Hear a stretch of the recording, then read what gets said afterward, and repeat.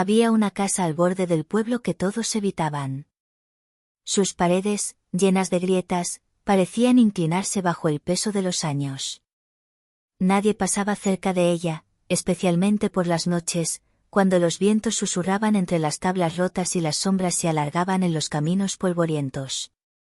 La gente del pueblo decía que la casa estaba maldita, pero lo que más temían no era la casa en sí, sino la mujer que vivía dentro.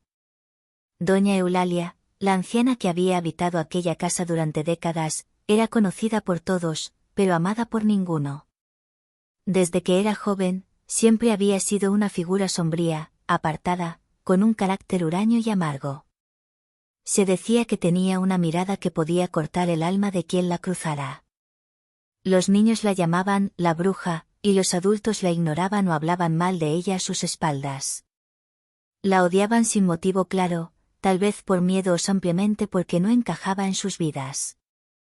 A medida que envejecía, su aislamiento se volvió absoluto. Nadie le hablaba, nadie la visitaba. Los días y las noches se fundían en uno solo en su casa vacía, donde solo los recuerdos y el eco de sus propios pasos le hacían compañía. Su familia la había abandonado hacía muchos años, alegando que era difícil y tóxica. Sus hijos, ahora adultos, se habían marchado sin mirar atrás, dejando a Eulalia sola en el ocaso de su vida. Con el paso del tiempo, los rumores crecieron.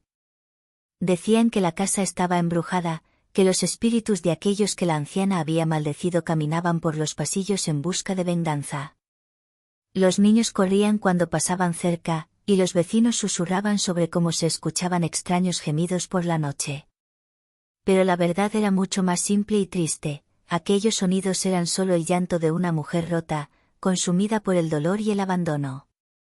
Doña Eulalia pasaba sus días frente a una ventana rota, mirando el mundo desde una distancia que parecía infinita. Recordaba con amargura los rostros de aquellos que una vez la habían querido.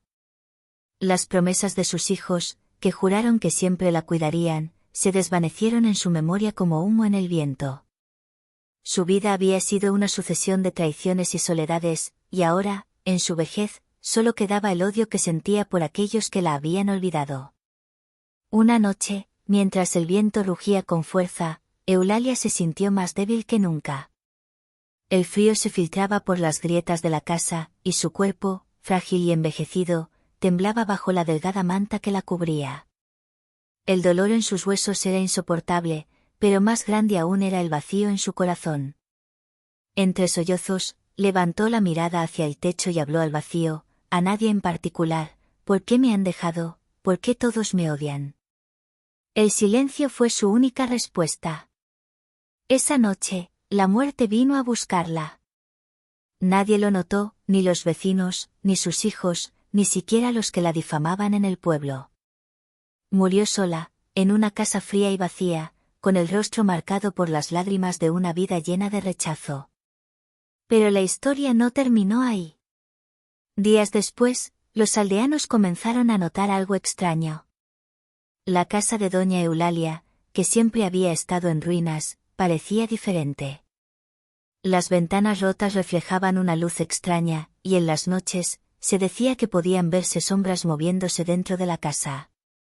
Algunos afirmaban haber visto la figura de la anciana asomada a la ventana, mirando hacia el pueblo con ojos llenos de tristeza. Un hombre, valiente o imprudente, decidió entrar a la casa para comprobar si la anciana seguía viva.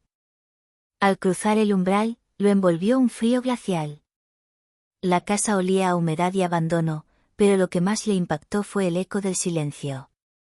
Caminó hacia la sala principal y allí, en una silla junto a la ventana, encontró el cuerpo sin vida de doña Eulalia. Su rostro estaba sereno, pero sus ojos, aún abiertos, parecían mirar directamente a él. Un escalofrío recorrió su espalda cuando escuchó un susurro: ¿por qué me han dejado? El hombre salió corriendo, pero no habló de lo que había visto. Con el tiempo, la casa de doña Eulalia se convirtió en un lugar de leyendas. Decían que su espíritu, atrapado por el odio y el dolor de una vida de abandono, seguía vagando por los pasillos, buscando a aquellos que la habían olvidado.